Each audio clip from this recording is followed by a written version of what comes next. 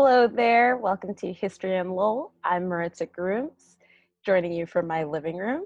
And we've got here, of course, my personal professor, Bob Forrant from UMass Lowell. And we have Professor Emeritus of Political Science, John Wooding. Thank you for joining us. You're welcome. So as our viewers know, John, you may not know, we talk about history in Lowell. And a lot of times we talk about how it relates to current events and how current events kind of wouldn't be happening without history, right? But obviously we try to focus on Lowell, but we definitely think about the broader spectrum of what's going on. So thank you for joining us. And we have you two coming from a university's perspective, right? And that's what we'll be talking about today. So, Bob, want to kick us off? Yeah, I mean, I think that we're in one of these really challenging moments, which happen, seems like every 30 or 40 years in global history, certainly in US history, where there's some sort of a big social break, a rupture, or something like that. And universities, the history of public universities is really, in a way, tied to these things. So in the midst of the American Civil War, and shortly thereafter, the Morrill Land Grant Act gets passed in the 1860s, which sets up public universities and sort of creates a mechanism for federal funding and as well then eventually state funding to create this apparatus of public universities across the US. And they're supposed to, in the different regions they're in, focus in a way on the economy of those particular places. So a lot of those in the farming parts of the country have agricultural schools, and in Colorado, the public university has a mining school. In Lowell, what eventually becomes that set of institutions we think of today as UMass Lowell, two institutions get started. The Lowell Textile Institute, which is to work with the mills and create engineers for the textile industry, and the Lowell Normal School, which was what they called teacher schools at the time. So on one side of the river was a school to educate young women, to teach working class kids how to be good workers. And on the other side of the river was a school to train engineers in how to make workers toe the line and produce. And so jumping forward a bit, and then just to sort of wrap it in a bit of a bow for where we are, in the coming out of the Great Depression, and in the aftermath of the Second World War, there's obviously another one of these wrenching social situations. And in the early 1940s, people begin thinking about, eventually the war is going to end. And so what are we going to do? We can't have all these people who are in uniform flood back into the economy. When the military production slows, there's not going to be enough work for anybody. So what can we do social spending wise? What can we do policy wise? And we're in the moment of the New Deal where people are thinking big about the role of government. And in Lowell, a woman who's in the House of Representatives, Edith Norse Rogers, with other people in the House of Representatives, start crafting what becomes known as the GI Bill. And we can talk more about it as we go through the half hour, but the gist of the GI Bill, one of the main components of it is to offer to anybody in uniform who's coming back from the war, who wants to go to a 2-year technical school or a 4-year college or university, they can go for free on the GI Bill. It does a number of things. One important thing it does is it delays entry into the labor market for several million people. So it keeps unemployment from spiking back up the way it had during the Great Depression. And it also creates this incredible thinking energy on the part of all these people who might never have been able to go to college or public university otherwise, who now get to go for free. So doctors, scientists, engineers, health specialists, all kinds of people, teachers, all kinds of people get an education they might not have gotten otherwise. And by the time they begin to graduate and get out into the labor market again in the early to mid 1950s, the economy is improving, and their energy is a real positive boost to the growth of the American economy. That is excuse me, that is incredible when we can see that kind of, uh, like we've framed this from an unprecedented time, something hitting us in a way that we weren't prepared for, we're not prepared for. And this is clearly, that obviously had a huge impact on how we came out of the Great Depression and how we turned that around. And public universities, we know, have a huge impact on where they are, where they're located. Having Lowell, UMass Lowell right in our backyard is a huge deal for a lot of kids, or it should be, right? And especially at a time like this, what can we say right now is happening in Lowell with UMass Lowell? What's going on right now? Yeah, I jump in there again. I mean, Bob's the historian here, and I think that what he's talking about and what he's just described is the potential now, given the catastrophic crisis we're in, for looking back in history and saying, well, what did we do after the catastrophe of World War II, and how did we think about opening up the democracy of the United States to workers to go to university to gain qualifications and skills and knowledge. And we're at a place again where I think we have to really rethink what we're doing in higher education.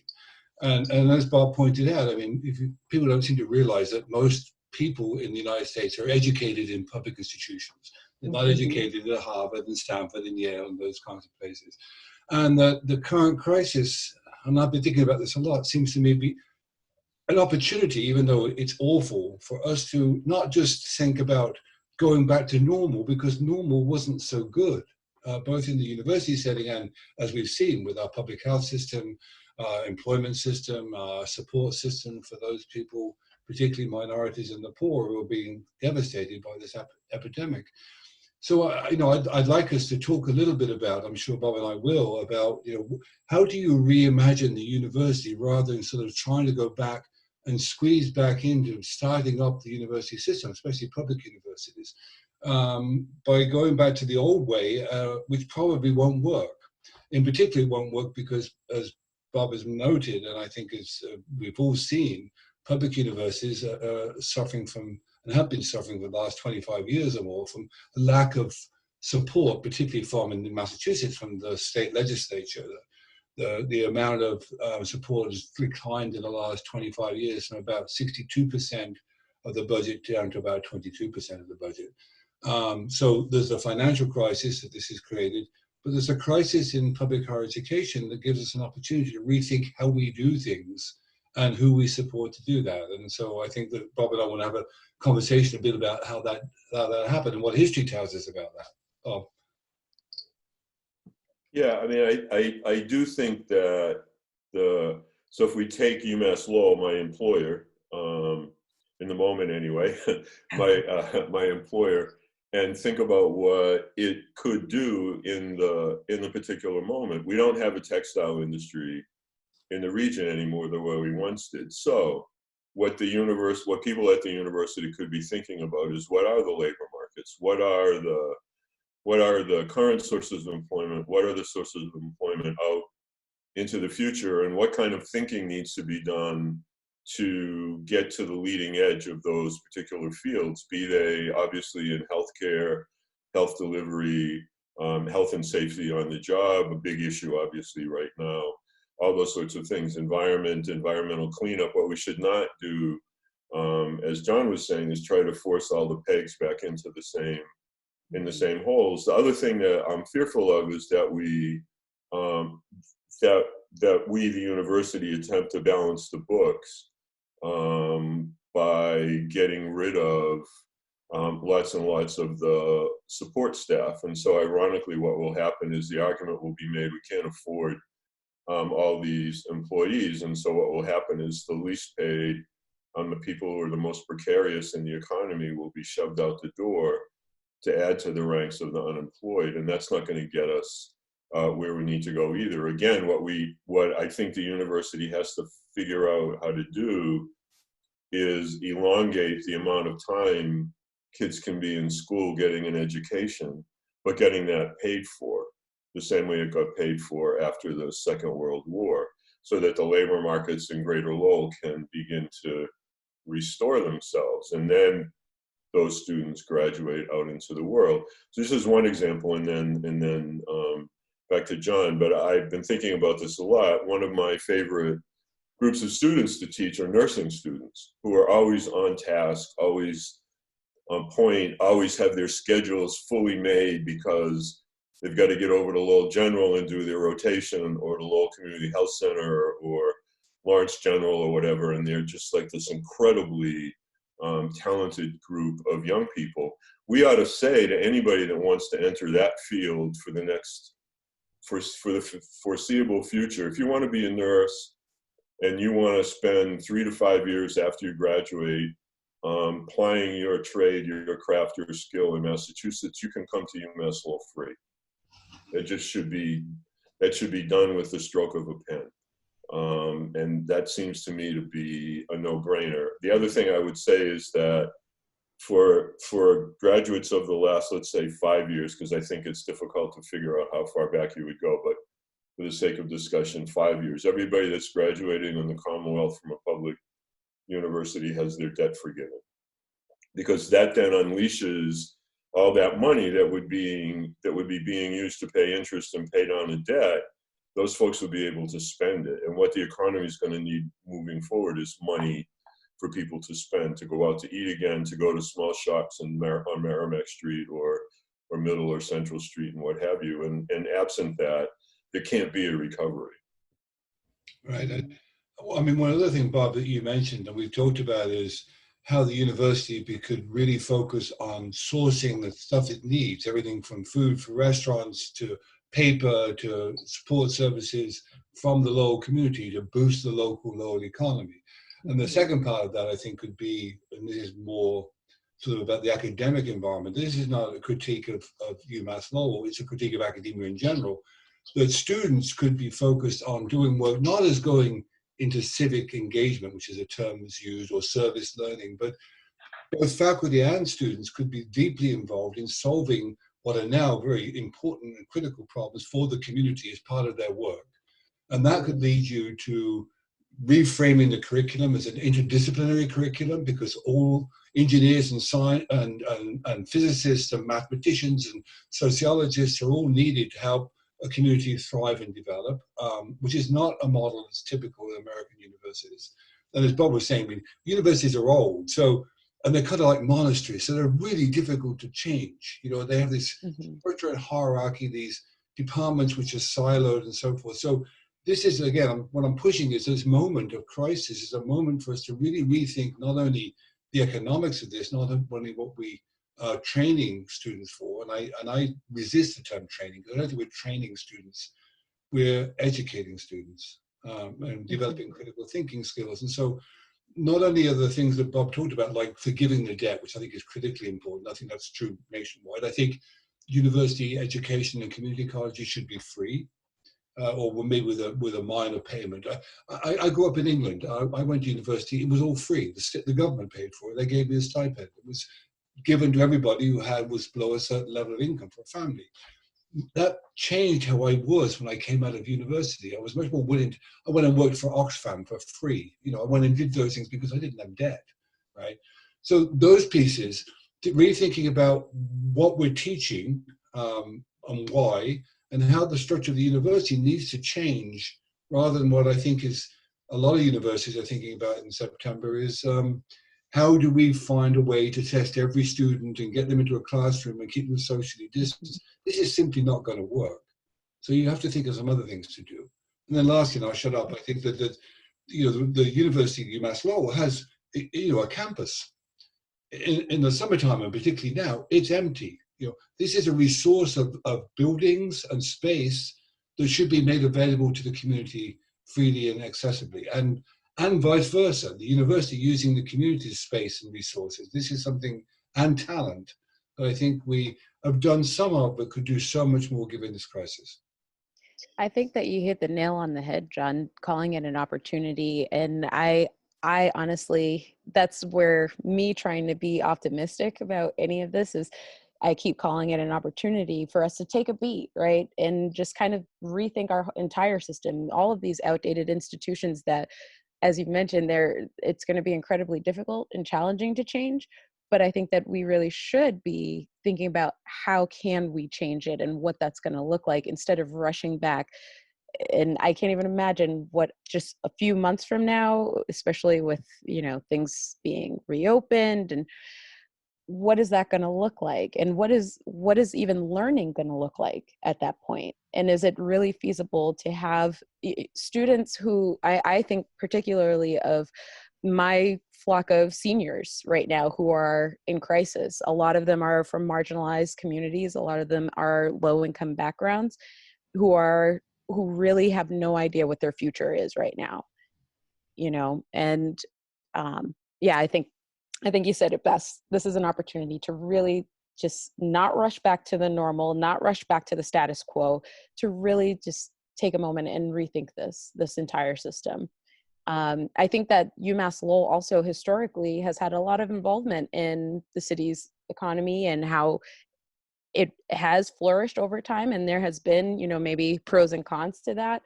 Do you think that going forward, do you think that there will be that opportunity that not just UMass Lowell, but in academia, as you've mentioned, do you think there will be that opportunity for us to really just change the system, even if it takes a long time? How long? I don't know. I can't say how long do you think it'll take, because we know change takes time, but do you really think it's possible right now? Do you see that as a possibility for us? I'll shoot it out, Bob. But yes, there's a possibility. I was thinking before I came onto the program here, for example, a couple of years back, Puerto Rico suffered these devastating hurricanes, wiped out their electrical system. There was a moment where you could have transformed the entire electrical system of Puerto Rico to solar power. I mean, it's Puerto Rico, it's sunny there, right? We're not talking New England, not into England, right? But that was lost because, we resurrected the old way of doing things, and powerful forces and interests made sure that happened. I am not underestimating the challenge of doing this, especially with the city of Lowell, whose tax base has just disappeared and will disappear more if the university doesn't reopen in its normal fashion.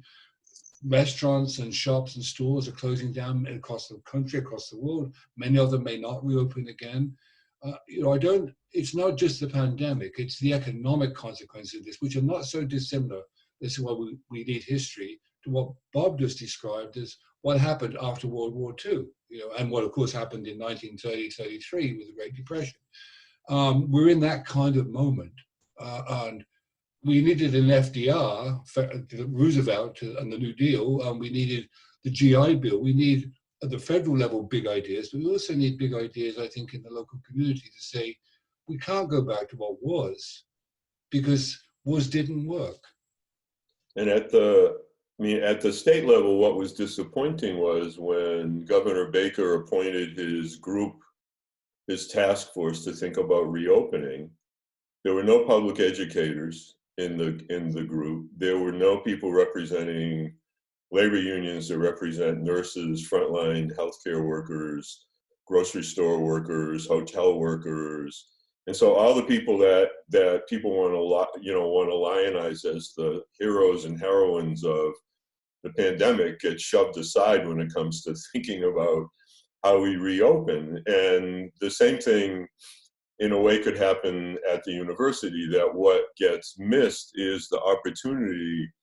And I think this is probably going to happen. I hope it doesn't. But what gets missed in the opportunity is a chance to rethink the structures and rethink the way decisions get made. Most public colleges and universities, and most private ones as well, have created these very sort of organizationally rigid structures that look like a private sector corporation, and their whole mode of operation has started to be thinking about departments and colleges and things as profit centers, and not to actually think about what's the overall mission of a public university.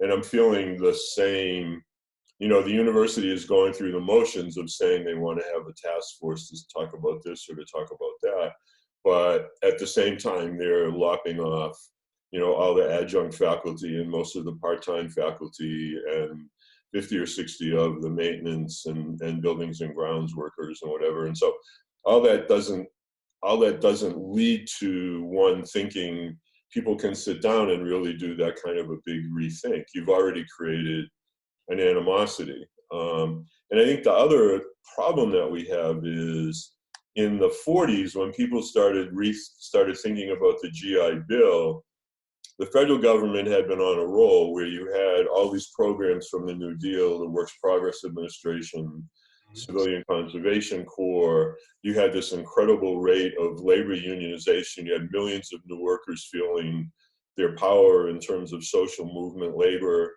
and all these things brought pressure to bear on the government to now solve this next seemingly intractable problem. We don't have that now because we've spent the last 35 or 40 years in the US, since Ronald Reagan through Bill Clinton up until today, really demonizing the federal government, demonizing planning, demonizing science, education, and what have you. And at a moment where we need all of that, basically we've dismantled that thinking infrastructure in really deeply profound ways. And so how do we again sort of redo that? And we've talked about this before in earlier shows that we did. The biggest difference I see between the 30s and the early 40s, when this pressure was brought to bear to make all these significant social changes in not just the US, but in other countries in the world, there was organizing, there was public organizing going on. There were building occupations, there were sit-down strikes, there were rent strikes, there were grocery stores that basically got looted for food because people were starving. There was an activity, right, which now, because we're supposed to shelter in place, doesn't exist. So where's the pressure going to come from, especially in an election year? It's really weird to think about. Where's the pressure going to come on those institutions of higher ed, let's say, in the same way that it happened, in the 30s and 40s? I'm not feeling it yet, so we'll see. Well, we're not feeling it, but I think people are aware that this crisis has exposed the fault lines in the entire system, certainly of the healthcare system, but of the education system and the economic system, the constant harping on and reliance on the free market economy as though this was some kind of God-designed savior.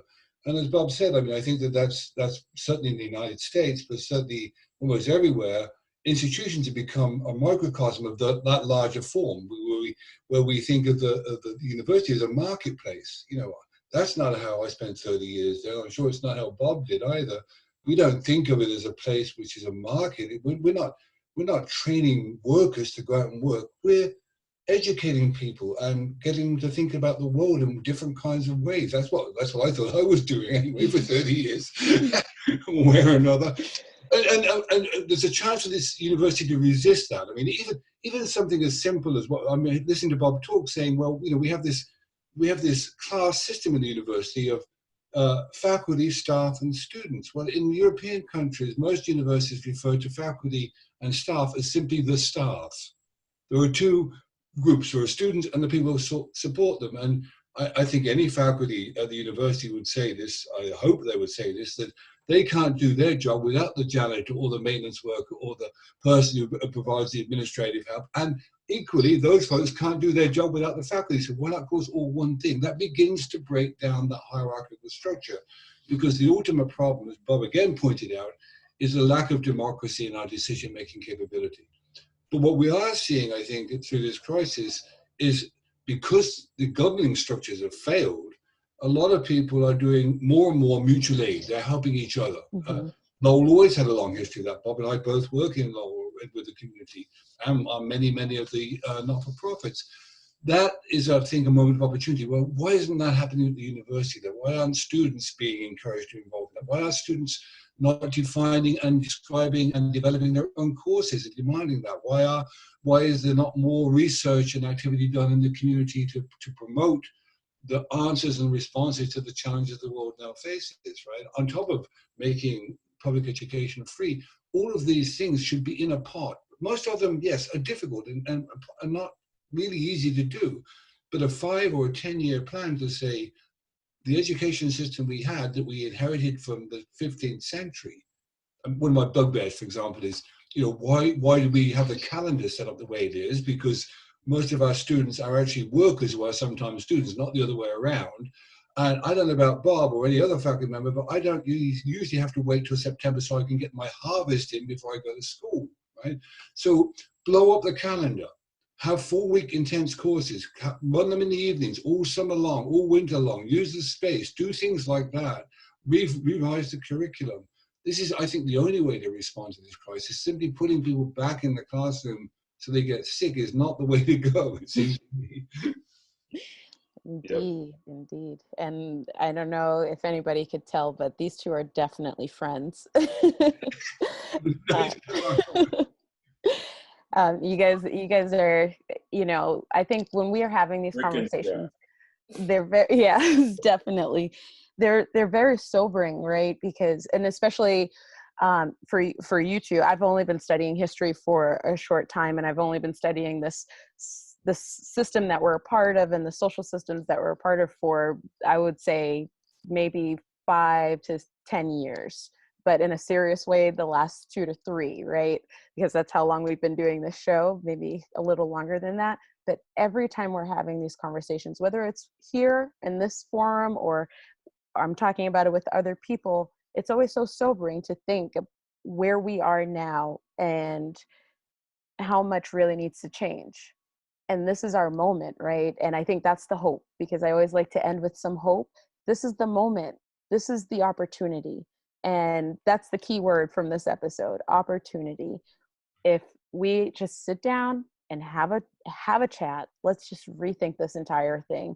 And whether that means sitting down in our own silos, whether that means sitting down with each other in a forum like this, we need to start thinking about how we can change things and not rushing to go back to what clearly wasn't working before.